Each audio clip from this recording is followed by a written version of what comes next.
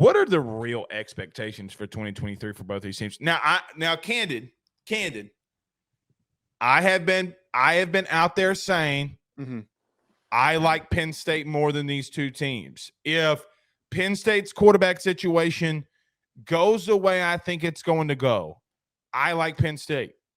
Joe, you know where I'm sitting at right now? If I had to make a bet today, even though I think Penn State's going to ultimately take it over this year alone, if I had to make a pick though, I'm going with Michigan. I'm going with Michigan and win the Big 10 again. I don't know where you can. Here's the thing when I break down Michigan like I was doing this week when we were going to talk about this or this last couple of days. This is the thing. Buddy, they're returning their offensive line. They got some new pieces on the defensive line. They got a lot of guys returning. They got some really good linebackers. Their DBs aren't that bad. I love their coaching staff. I think Harbaugh, as an example, gets ridiculed too much for what Michigan really is. I'm going to tell you something. How is Michigan a blue blood when they haven't won as many national titles as anybody else? I think Harbaugh, as an example, is a damn good coach. I think they're a damn good team. And for me, until Ohio State shows that they give a damn up front, I'm not picking them to win a damn thing. I second that statement, and as much as it pains me to support Michigan, being a Notre Dame fan, I do agree with that if they didn't lose anybody. That whole effort to return a bunch of fifth-year seniors in like Blake Corum and key offensive linemen is really big. A starting 5-star quarterback in J.J. McCarthy, who showed a lot of positive signs of progression, returning. I think that he is good enough, and I've said this on other shows before, and I've gotten laughed at it. Dude, the guy's got some skill, and I think he's going to be a first-round pick when it's all said and done at the end of the season. He's got the traits. He's got, as much as we sit here and we go crazy over Anthony Richardson, we're going to do it. We're going to do it over J.J. McCarthy. J.J. McCarthy. Great head ass. He's a great football player. And then the last bit on this, first of all, Michigan needs to win the Big Ten. Big Ten or bust. Ohio State. Oh, hold on. Say Michigan's got to win the Big Ten or bust? I don't see them. There's no reason why they should do anything lower with everything that they're returning. They didn't send that many guys to the draft this year. They just won the Big Ten twice. It is an underachievement if they don't win the Big Ten again with the roster. I don't agree with that. I don't agree with that because I don't think people are giving Penn State enough credit. Penn State's got a young, talented team. Michigan's got a veteran, talented team. I agree with that. I'm not going to say it's a bust. Because Joe, Ohio State could still make the playoff and almost beat Georgia. It's true. That's true. And my thoughts, though, just quickly on Ohio State. If they finish with better than 2 losses, I think that's a good season for them. I think that everyone would get upset over that thought, and Ohio State fans would get upset over that thought. But you're losing 3 offensive line starters. You're losing your starting quarterback. You're losing a receiver that you didn't have that didn't play. There's a lot of defensive players, too, that there's question marks on returning. They're going to lose a dumb football game next year. It's going to happen. And I don't know who's their quarterback. Well, nobody knows. No. Here's the ultimate question. Are they really going to fire Ryan Day? If he loses 2 games, are they really going to fire him? Joe, I don't know. He'd be what? What would his record be? Let's look it up really quickly. Hold on. He has a good record and a good recruiting background, so it feels weird holding him accountable and trying to fire him over stuff like that. But at the same time, he's 45-6. So then that's a good record. He would be 55-8. If they went 10-2, he'd be 55-8. That's better than a lot of coaches in the country, though. You know who that would tie? You know who had a 55-8 record before they started winning natties? Kirby. Yes, exactly. But you got to win I think the difference is that Kirby took over a team that was very mediocre. Georgia was average. Georgia was really freaking average. I'm not say that. They were playing for SEC championships games. They were, but they weren't what they are right now. They were a team that was competitive. Nobody was Alabama. That's true. No, but I'm saying nobody was Alabama. I mean, yeah, he took it to the next level, but let's not act as if Let's not act as if, look, that's cap, because everybody says that about Kirby. That's a lie.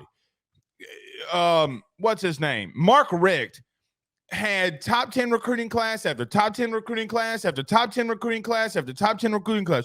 That's BS. That's horse manure. I don't want to hear that he took over. Joe, they have played. Listen to this. Okay. They have played in almost the same amount of SEC title games as Alabama. Yes. So yes, don't tell me that they were don't tell me that they were a lower program. They play more SEC title games, if I'm not mistaken, more than Florida. But my thought here, and the reason why they moved more than Tennessee. My thought here and why they moved on from Richt is that they couldn't get over that hump of being 2 to 3 losses. Well, they wanted to be back in national. They didn't outright fire Richt. He stepped down. Yeah. Because you can't fire a coach that's going 9-3 every year. Right. That's the thing, is that they were average wasn't the right word. It's less miles. Average wasn't the right word. Above average. They weren't a national championship. They were a good team. They were a good team. They were a good program. Good team, but not what they are right now. No, nobody. But again, what are we talking about? Yes. Nobody is. But the point I was trying to make here, it's not Georgia related. It's that Kirby took the team a step forward from good to elite. Ryan Day took over elite and brought them down to good. That's the difference. And that's why the conversation has now been brought up of, do we fire Ryan Day if he's not beating Michigan and they're not winning titles? We don't want to be Wisconsin. Beep. Beep. Timeout. Okay. Cap. What do you mean cap? Cap on what? Here's why it's cap. Urban Meyer got blanked by Clemson in a playoff game. Blanked. Still won a natty. Okay. Sounds great. Sounds fantastic. How many did he win in 10 years? Was it one? One. Still won a natty. You're right. I'm not comparing Ryan Day to Urban Meyer as a coach. I'm not doing that. What I'm saying is, don't say that when we were calling Purdue the spoiler makers because they were beating Ohio State every year. Okay. Mm-hmm. Ohio State had some really bad losses and some really bad stuff happened to them under Urban Meyer. They are the exact. You want to know the truth? Here's the truth. You ready? It gets magnified because they're losing to Michigan and they're not winning the Big Ten. But now that they have a team that's in that division that's actually capable of winning, they're starting to falter. It's like the old saying, and Joe, I told you this. Yes. We talked about our top 10 programs. Everybody was getting on to me about not putting Ohio State higher. But then we come into this discussion and we talk about this and everybody's like, oh, they're going to win. They're going to go 10-2 next year. Well, how am I? If they go 10-2 and don't make another playoff, they are the most overrated program in the country with what they recruit. If they can't win the Big Ten, it is not as if Ohio State has the gauntlet that the SEC does. Mm-hmm. So there is not. Let me just tell you something. Alabama, Georgia, name the school. They don't have to play in order within a month. Tennessee, South Carolina, who, by the way, was not a bad team at the end of the stretch. They're still a good team down the stretch. LSU, the worst team in the SEC, maybe, and Texas A&M has 14 5-stars. So spare me that Ohio State's not the most overrated team in the program when finally a team breaks through and it can actually compete for once and they keep losing to Michigan. This isn't anything. This isn't Urban didn't. Here's the thing that I would say that Ryan Day has to overcome that Urban Meyer didn't. Mm-hmm. Name a team in the Big Ten that was on Michigan's level when Urban Meyer was in the Big Ten. Wisconsin. Not on Michigan's current level, but was competitive. Was Wisconsin. They were a 9-3 team. They were always a 9-3 team. They were just a good team. Yeah. They weren't on the level of Michigan. There was never once a team in the Big Ten that could be like a Michigan that Urban Meyer had to consistently go against on a year-in, year-out basis. Is that not fair? That is correct. That's true. Okay. Let me get into this. I don't disagree with you on your thought process of them going 10-2. because I think for the first time, now I say all that, I think it's a 3-team race in the Big Ten. I really do believe 2 Big Ten teams could get into the final, the playoff this year, and it's last year of being 4 teams. I've told you what I thought about Penn State. I told you what I thought about Michigan, and now you know what I know. I think about Ohio State. Joe, they don't know who their quarterback is, but here's the problem with that. It don't matter sometimes what quarterback you got. If Marvin Harrison Jr. is wide ass open and can take it to the hizzy, might not really matter. Mm-hmm. They got to get better at being more physical on both lines of scrimmage. That's it. That's it.